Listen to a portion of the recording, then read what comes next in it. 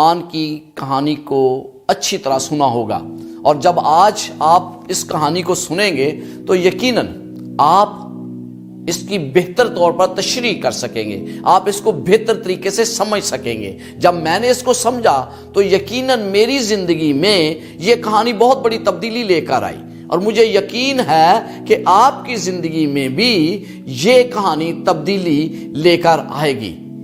آئیے دوسرا سلاطین اس کے 5 باب کی پہلی آیت میں پڑھنے جا رہا ہوں۔ اور شاہ آرام کے لشکر کا سردار نعمان اپنے آقا کے نزدیک مکرم و شخص تھا، کیونکہ خداوند نے اس کے وسیلہ سے آرام کو فتح بخشی تھی۔ وہ زبردست سورما بھی تھا لیکن کوڑی تھا۔ یہاں پر آپ کیا دیکھتے ہیں؟ آپ دیکھتے ہیں کہ آرام کے بادشاہ کے نزدیک نعمان بڑا معزز شخص سمجھا جاتا تھا۔ اس کی وجہ کیا تھی؟ اس کی وجہ یہ تھی کہ نعمان نے بہت سی فتوحات اپنے ملک کے لیے حاصل کی تھی۔ جو بھی اپنے ملک کے لیے فتوحات حاصل کرتا ہے، عوام کی نظر میں اور بادشاہ کی نظر میں اس کی عزت بہت زیادہ ہوتی ہے۔ نعمان چونکہ فوج کا سپہ سالار اعظم تھا، سردار تھا، اس لیے اسے بڑی قدر کی نگاہ سے دیکھا جاتا تھا۔ لوگ اس کی عزت کرتے تھے، عوام اس کے ساتھ تھی، بادشاہ اس کے ساتھ تھا، اور اتنا قابل شخص، زبردست سورما۔ اور پھر لکھا ہے لیکن وہ کوڑی تھا۔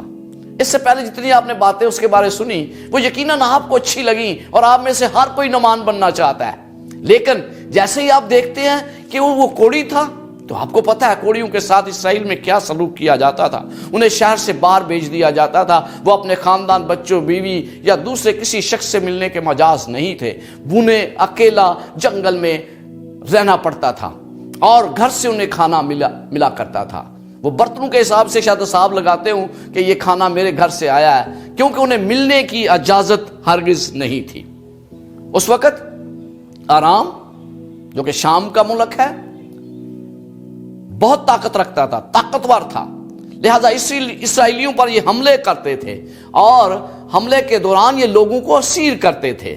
اور اس وقت ایسا ہوا کہ انہوں نے ایک چھوٹی بچی کو اسیر کر کے وہ اپنے ملک میں لے آئے۔ وہ نعمان کی بیوی کی خدمت کرتی تھی، گھر میں کام کرتی تھی، اور اس نے تیسری آیت میں لکھا ہے اس نے اپنی بیوی سے کہا کاش میرا آقا اس نبی کے ہاں ہوتا جو سامریہ میں ہے، تو وہ اسے اس کے کوڑ سے شفا دے دیتا۔ یہ بچی، چھوٹی بچی، یہ بات کہہ رہی ہے کہ اگر یہ آقا، میرا آقا سامریہ میں اس نبی کے ہاں ہوتا تو اسے شفا مل جاتی۔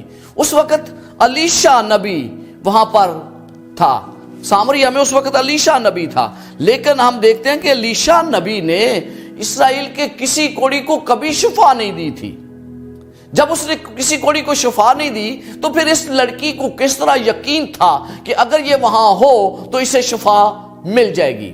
لوکا 2 باب اور اس کی 27 آیت میں لکھا ہے اور الیشا نبی کے وقت میں اسرائیل کے درمیان بہت سے کوڑی تھے، لیکن ان میں سے کوئی پاک صاف نہ کیا گیا مگر نعمان سریانی۔ اسرائیل میں بہت سے کوڑی تھے، یعنی کہ بہت سے اسرائیلی کوڑ میں مبتلا تھے، لیکن کبھی کسی کو شفا نہیں ملی تھی۔ پھر اس لڑکی کو کس طرح یقین تھا کہ اگر یہ میرا آقا اسرائیل میں اس نبی کے ہاں ہو تو یقیناً اس کو شفا مل جائے گی۔ اس کی تربیت تھی، کیونکہ اس کو سکھایا گیا تھا شروع سے کہ ہمارا خدا عظیم خدا ہے، ہمارا خدا ناممکنات کا خدا ہے، ہمارا خدا معجزات کا خدا ہے، اس لیے اس نے یہ بات کہی۔ ایک اور بات میں آپ سے ذاتی سوال پوچھنا چاہتا ہوں، اگر آپ کے چھوٹے بچے ہیں تو آپ ان کی بات کو کتنی اہمیت دیتے ہیں؟ بہت کم۔ اور اگر غلام بچہ ہو، گھر میں کام کرنے والا نوکر ہو، تو اس کی بات کو تو بالکل ہی اہمیت نہیں دی جاتی۔ تو یہ غلام بچی تھی، جب اس نے یہ بات سنی اس کی مالکہ نے تو اس نے نعمان سے بات کی، اور نعمان سے بات کرنے کے بعد نعمان نے جا کر بادشاہ سے بات کی، اور بادشاہ نے کیا کہا؟ بادشاہ کہتا ہے کہ میں تجھے ایک خط دوں گا، اور وہ خط لے کر اسرائیل کے ملک کو روانہ ہو گیا۔ عزیزو، دشمن کے ملک میں ایک چھوٹی سی بچی، غلام بچی کے کہنے کے پر وہ چل پڑا۔ اس کی وجہ کیا تھی؟ کیونکہ اس لڑکی نے اب اس گھر میں بڑا اثر و رسوخ قائم کر لیا تھا۔ وہ کبھی جھوٹ نہیں بولتی ہوگی، وہ ہر کام کو بڑی ایمانداری سے اور وفاداری سے کرتی ہوگی۔ وہ اس بات کو جانتی تھی، ہر وقت وہ اپنی نماز اور اپنی دعا میں مشغول رہتی ہوگی، اور انہوں نے اس کے کردار کو دیکھ کر انہوں نے کہا کہ یہ کبھی جھوٹ نہیں بولتی، لہٰذا وہ روانہ ہو گیا۔ تو عزیزو، جب آج ہم کسی بھی حالت میں ہے، کسی بھی عمر میں ہے، تو مجھے اس سے ایک سبق ملتا ہے کہ خدا آپ کو استعمال کر سکتا ہے۔ آپ کی عمر 10 سال ہے، آپ کی عمر 15 سال ہے، آپ کی عمر 70 سال ہے، آپ کی عمر 60 سال ہے، خدا کسی کو بھی کسی بھی عمر میں استعمال کر سکتا ہے۔ لہذا نعمان تحفے لے کر روانہ ہوا۔ لکھا ہے کہ اس نے کیا لیا؟ اس نے 10 کنتار چاندی، یہ پتہ کتنی ہوتی ہے؟ 38.3 کلو گرام ایک کنتار میں چاندی ہوتی ہے۔ یہ تقریباً 380 کلو گرام سے زیادہ چاندی تھی۔ اور پھر لکھا ہے 6000 مسکال سونا۔ ایک مسکال سونا جو ہے وہ 25.1 تولہ ہوتا ہے، تو لہذا 6000 مسکال بہت زیادہ سونا تھا۔ یہ لے کر روانہ ہوا، اور 6 آیت میں لکھا ہے، اور وہ اس خط کو جو اس کے بادشاہ نے دیا تھا شاہ اسرائیل کے پاس لایا، جس کا مضمون یہ تھا کہ یہ نامہ جب تجھ کو ملے تو جان لینا کہ میں نے اپنے خادم نعمان کو تیرے پاس بھیجا ہے تاکہ تو اس کے کوڑ سے اسے شفا دے۔ یہاں پر آپ نے کیا دیکھا؟ یہاں پر وہ کہتا ہے تو جان لے، کہ اگر تو جان لے کہ میں نے اپنے خادم کو تیرے پاس بھیجا ہے کہ تو اس کو کوڑ سے شفا دے۔ مطلب ایک دھمکی بھی ہے، اور دھمکی کے تحت شفا مانگی جا رہی ہے۔ اس وقت آرام کے لوگ طاقتور تھے اور اسرائیل کمزور لوگ تھے، اس لیے انہیں دھمکی لگائی گئی کہ اگر شفا نہیں دے گا تو پتہ نہیں کیا وہ کر دے گا۔ اس لیے وہ لکھتا ہے، وہ کہتا ہے، بادشاہ کہتا ہے، جب شاہ اسرائیل نے اس خط کو پڑھا تو اپنے کپڑے پھاڑ کر کہا کہ کیا میں خدا ہوں کہ ماروں اور جلاؤں، جو یہ شخص ایک آدمی کو میرے پاس بھیجتا ہے کہ اس کو کوڑ سے شفا دوں؟ سو اب ذرا غور کرو، دیکھو کہ وہ کس طرح مجھ سے جھگڑنے کا بہانہ ڈھونڈتا ہے۔ بادشاہ کو یقین تھا کہ اگر اسے شفا نہ ملی تو یہ ایک اور لڑائی کا پیش خیمہ بن جائے گی۔ اب جب یہ باتیں ہو گئیں اور الیشا نبی کو جب یہ پتا چلا تو اس نے کہا کہ نعمان کو میرے پاس آنے دے، تو نے اپنے کپڑے کیوں پھاڑے؟ تو اس کو میرے پاس آنے دے، اب اسے میرے پاس آنے دے اور وہ جان لے گا کہ اسرائیل میں ایک نبی ہے۔ جب اس نے یہ باتیں کی تو نعمان اپنے گھوڑوں اور رتھوں سمیت الیشا کے دروازے پر کھڑا ہوا، اور الیشا اس کو ملنے کے لیے باہر نہیں آیا، بلکہ الیشا نے ایک قاصد کے ذریعے پیغام بھیجا کہ جردن میں 7 بار غوطہ مار تو شفا پا جائے گا۔ اب نعمان ایک اپنے اندر اپنے ذہن میں ایک بات لے کر آیا تھا کہ اسے شفا کس طریقے سے ملنی چاہیے۔ وہ کیا کہتا ہے؟ وہ کہتا ہے، پر نعمان ناراض ہو کر چلا گیا اور کہنے لگا مجھے گمان تھا کہ وہ نکل کر ضرور میرے پاس آئے گا اور کھڑا ہو کر خداوند اپنے خدا سے دعا کرے گا اور اس جگہ کے اوپر اپنا ہاتھ ادھر ہلا کر کوڑی کو شفا دے گا۔ یہ نہیں کہہ رہا کہ وہ مجھے شفا دے گا، بلکہ یہ کہہ رہا کہ کوڑی کو شفا دے گا۔ یہاں پر ایک اور بات ہمیں مد نظر رکھنی ہے کہ وہ شفا چاہتا تھا، نعمان شفا کے لیے آیا تھا، لیکن نعمان شفا اپنی شرائط کے تحت چاہتا تھا۔ تو مجھے اپنی شرائط کے تحت کبھی شفا نہیں ملے گی۔ آپ اور میں خدا سے شفا چاہتے ہیں نا، یقیناً آپ چاہتے ہیں، میں چاہتا ہوں، تو اس لیے ہمیں کوئی شرائط نہیں رکھنی ہے۔ خدا ہمیں شفا دے گا، لیکن جیسا وہ کہتا ہے ہمیں ویسا کرنے کی ضرورت ہے، کیونکہ الیشا نبی اس وقت خدا کی نمائندگی کر رہا تھا، اور جو الیشا کہہ رہا تھا وہ خدا کی آواز تھی۔ اس لیے جو خدا مجھ سے کہتا ہے مجھے وہ کرنا ہے اور مجھے شفا ملے گی، مجھے اپنی مرضی کے تحت اپنی شرائط کے تحت شفا نہیں ملے گی۔ جب نعمان یہاں سے روانہ ہوا تو اس کے نوکر دوبارہ اس کے پاس آئے اور اس سے کہنے لگے، اے میرے باپ، اگر نبی کوئی بڑا کام کرنے کا حکم دیتا تو کیا تو اسے نہ کرتا؟ بس جب وہ تجھ سے کہتا ہے کہ نہا لے اور پاک صاف ہو جا تو کتنا زیادہ اسے ماننا چاہیے۔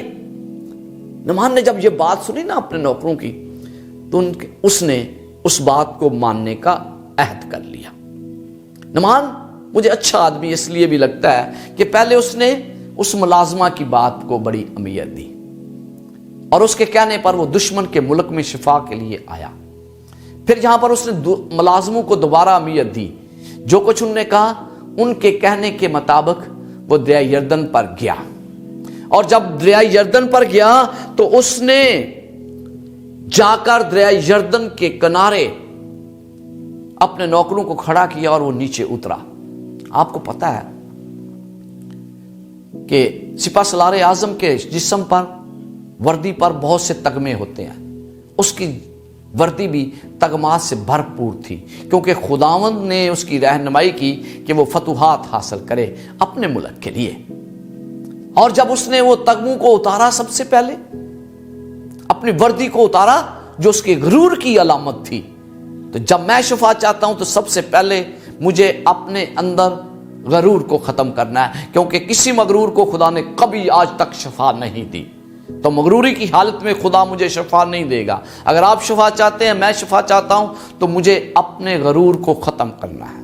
اس نے اپنے غرور کو جیسے ہی ختم کیا، دریا میں اترا، 1 2 3 غوطے لگائے، جسم کو دیکھا کوئی فرق نہیں پڑا، دوبارہ غوطہ لگایا، چوتھا لگایا، جسم کو پھر دیکھا کوئی فرق نہیں پڑا، 5واں غوطہ لگایا، جسم کو دیکھا کوئی فرق نہیں پڑا۔ میرا آپ سے ایک اور سوال ہے، اگر آپ بیمار ہیں، ڈاکٹر کے پاس جاتے ہیں اور اس سے دوائی لیتے ہیں، آپ کو دوائی مل جاتی ہے، آپ آ کے اس کا استعمال شروع کر دیتے ہیں، آپ 1 دن کھاتے ہیں، 2 دن کھاتے ہیں، 3 دن کھاتے ہیں، باہر نہیں گیا، کوئی جو بھی بیماری ہے وہ نہیں گئی ہے، کوئی فرق نہیں پڑا ہے، تو آپ کیا کریں گے؟ آپ ڈاکٹر کو تبدیل کر لیں گے۔ لیکن جہاں پر مجھے کریڈٹ ایک بار پھر نعمان کو دینا پڑتا ہے کہ اس نے 5واں غوطہ لگایا، کوئی فرق نہیں پڑا، 6واں غوطہ لگایا، کوئی فرق نہیں پڑا، لیکن جیسے ہی اس نے 7واں غوطہ لگایا، پانی کے اندر گیا، باہر آیا، تو اس کا جسم ایک چھوٹے بچے کے جسم کی مانند شفاف ہو گیا۔ ہاللیلویہ! ہمارا خدا یہ کام کرنے کی قدرت رکھتا ہے۔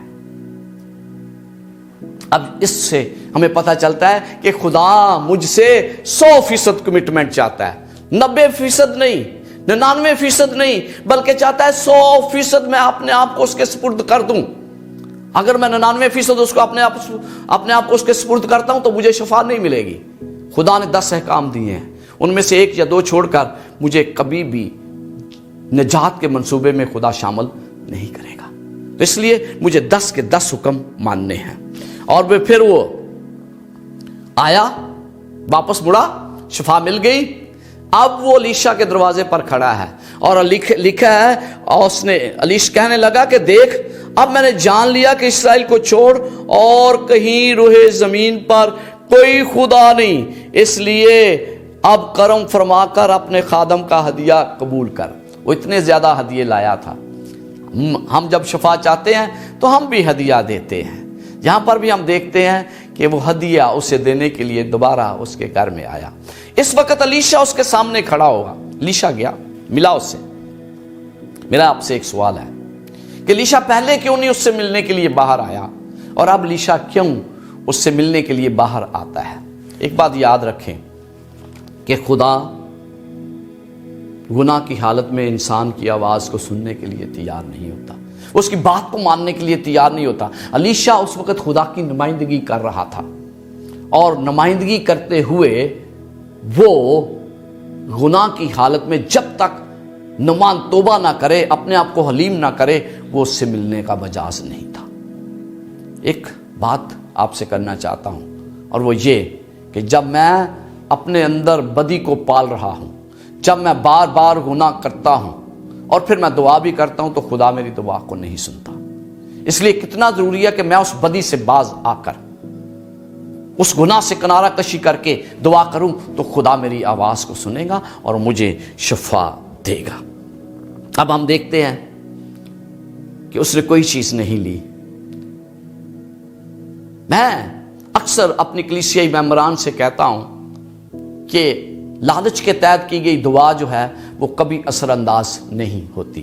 جب وہ مجھ سے کہتے ہیں کہ بھائی صاحب آپ میرے لیے دعا کریں تو پھر ہم آپ کو یہ تحفہ دیں گے، تو میں کہتا ہوں کہ اب میں نے آپ کے لیے دعا نہیں کرنی ہے، کیونکہ لالچ کے تحت کی گئی دعا کا جواب خدا نہیں دیتا۔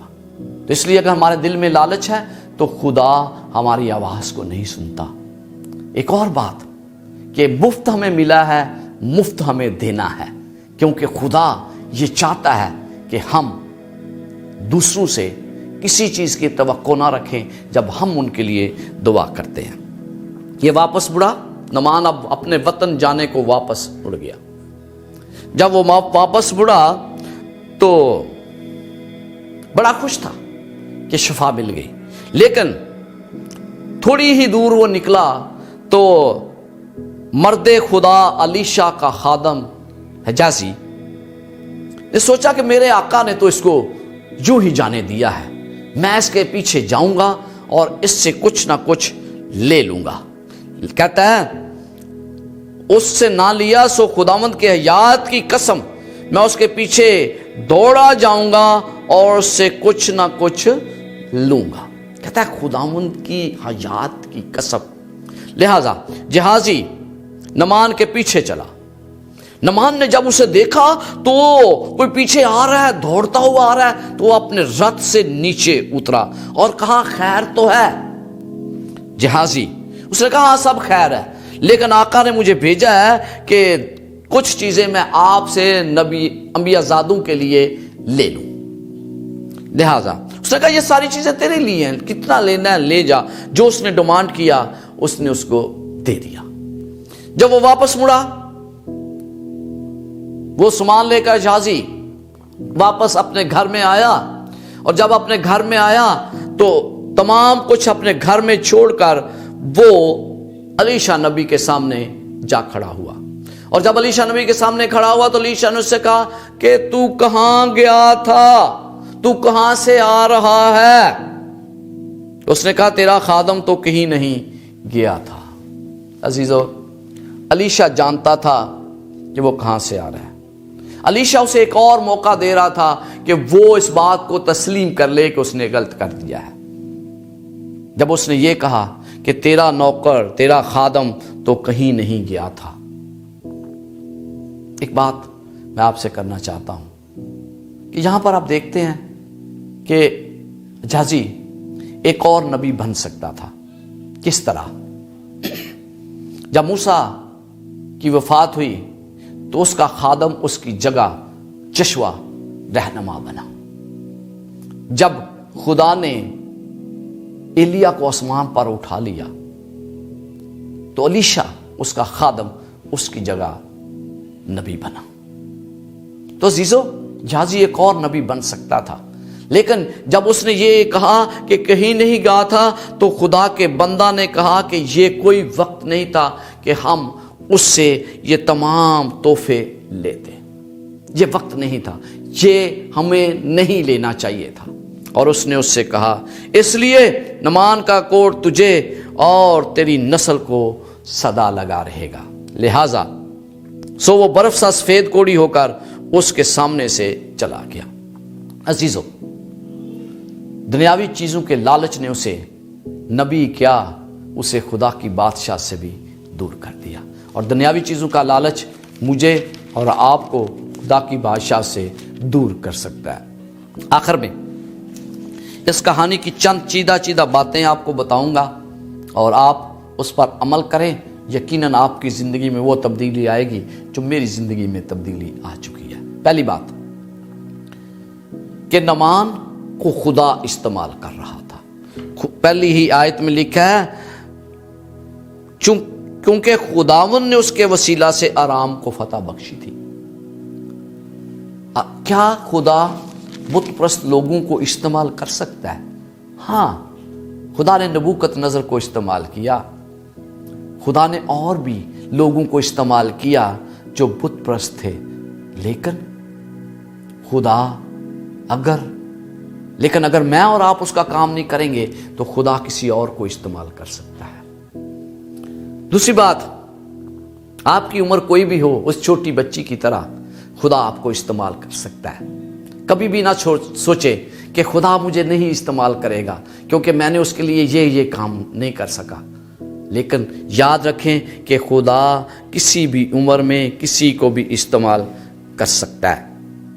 फिर खुदा हमें शफा बगैर किसी तोहफे के देता है, तो हमें उसके पास आना है, वो शफा हमें देगा। अपनी शराइत मत लगाएं कि इस तरह मुझे शफा मिलनी चाहिए। खुदा शफा की कुदरत रखता है, बगैर शराइत के वो आपको शफा देगा। फिर एक और बात, जब मैं बदी को अपने दिल में रखता हूं तो खुदा मेरी आवाज को नहीं सुनता, ताकि मेरी दुआ भी नहीं सुनी जाती। इसलिए मुझे बदी से अपने अंदर को दूर करना है। एक और बात याद रखें कि मुझे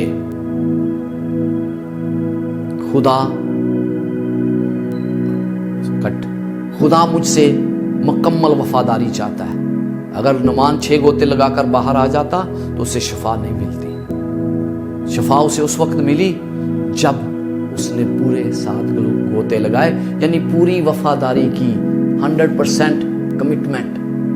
और फिर मुझे ये बात जानना है कि मुझे मुफ्त मिला है, मुझे मुफ्त लोगों को देना है। मुझे खुदा के काम के लिए दूसरों के आगे हाथ नहीं फैलाना, बल्कि खुदा से अर्ज करनी है।